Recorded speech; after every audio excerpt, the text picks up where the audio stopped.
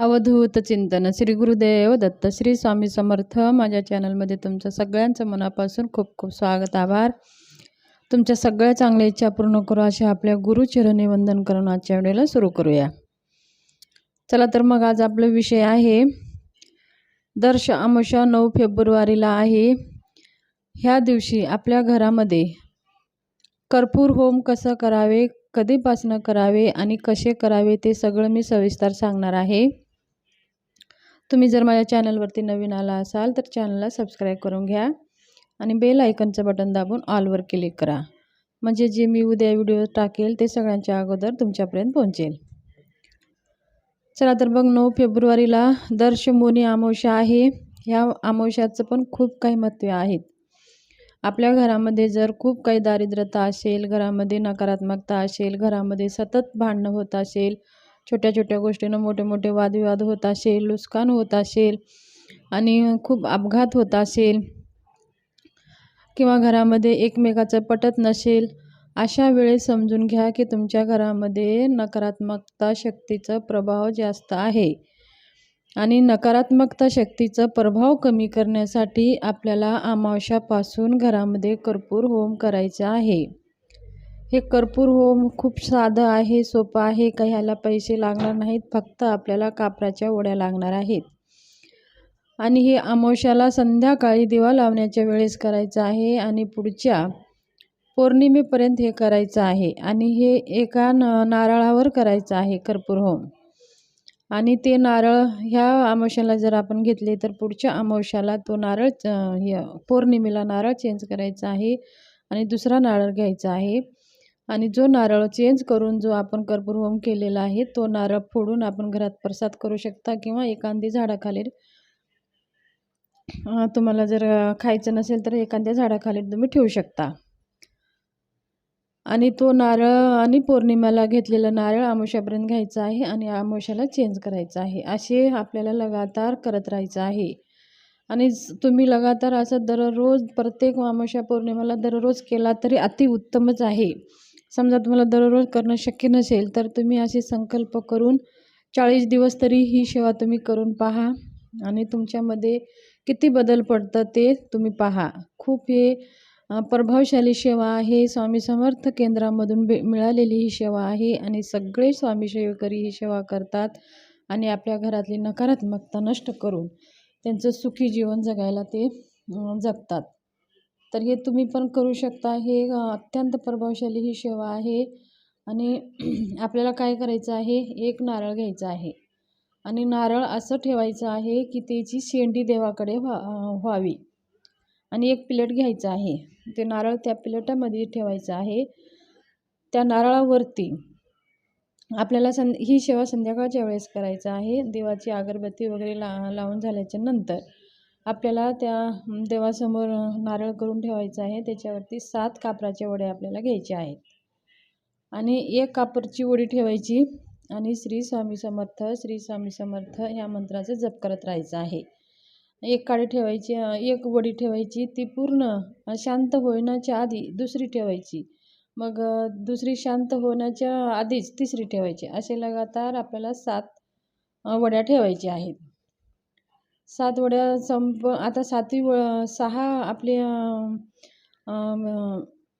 कापराच्या वड्या संपायला आले, 7वी ठेवली की मग आपल्याला ते नारळ उचलायचं आहे आणि आपला मंत्र जपतच राहायचा आहे, श्री स्वामी समर्थ श्री स्वामी समर्थ हा मंत्र आपल्याला लगातार जपत राहायचा आहे आणि ते नारळ घ्यायचं आहे। आपण जसं उजव्या हातानं देवाला आरती ओवाळतो त्याप्रमाणेच आपल्या घरामध्ये असं देवाला घर पूर्ण दाखवायचं आहे। ज्या कानाकोपऱ्यामध्ये किती रूमा असेल त्या प्रत्येक रूमामध्ये ते कापूरचं धूप पूर्ण घरामध्ये करायचं आहे आणि प्रत्येक खोलीमध्ये, प्रत्येक हॉलमध्ये आणि प्रत्येक आपल्या बेडरूममध्ये दाखवून आणि ते नारळ आणून आपण आपल्या देवासमोर ठेवायचं आहे। म्हणजे घरातमधली जेवढी काही नकारात्मकता आहे ती नकारात्मकता कमी होण्यास मदत होते। हे कापूर पहा, कापरामध्ये नकारात्मकता शोषून घेत असते, म्हणून आपण कापूर जिथं जाळत असतो तिथं बघा वातावरण पवित्र होत असतो म्हणून आपण ही कर्पूर होम म्हणत असतो. म्हणून हे एक प्रकारचं होमच आहे घरामधली नकारात्मकता शक्ती नष्ट होण्यासाठी. अत्यंत प्रभावशाली ही सेवा आहे. तुमच्या घरामध्ये बघा, तुम्हाला जर खूप काही भांडणं होत असेल तर ही सेवा तुम्ही आवर्जून करा. अमावस्यापासून ते पौर्णिमेपर्यंत, पौर्णिमेपासून ते पुढच्या अमावस्यापर्यंत असे नारळ फक्त चेंज करायचं आहे. आणि आपल्याला कापूरचंच थोडंसं आपल्याला खर्च लागेल. तर आपण अशा प्रकारे ही अमावस्यापासून सेवा तुम्ही आवर्जून करा घरामध्ये. तुमच्या घरामध्ये सुख शांती राहील आणि घरामध्ये सकारात्मक वातावरण निर्माण होईल.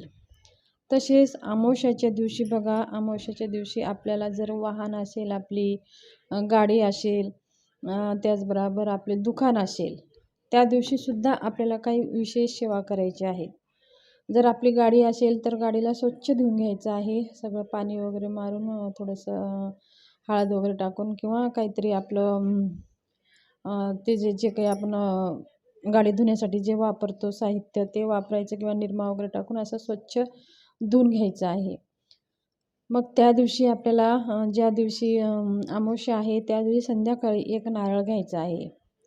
नारळ घेऊन आपल्या गाडीचं संरक्षण व्हावं, सारखं ॲक्सिडेंट होऊ नये, काही त्यांचे बिघाड होऊ नये, खराब होऊ नये.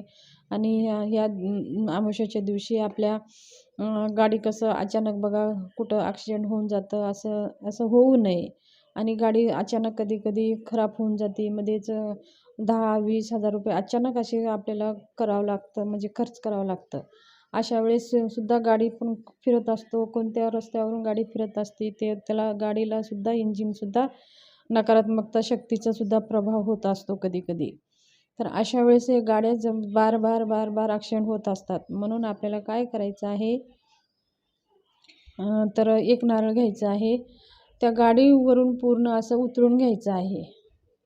स्वच्छ धुवून गाडी आधी स्वच्छ धुवून घ्यायची आहे आणि ते नारळ घेऊन पूर्ण उतरून घ्यायचं आहे. आणि तो नारळ फोडून आपण ही सगळी क्रिया करताना आपल्याला ओम चैतन्य गोरक्षाय नमः, ओम चैतन्य गोरक्षाय नमः ह्या मंत्राचा जप करत राहायचं आहे. आणि त्या गाडीवरनं उतरून घ्यायचं आहे.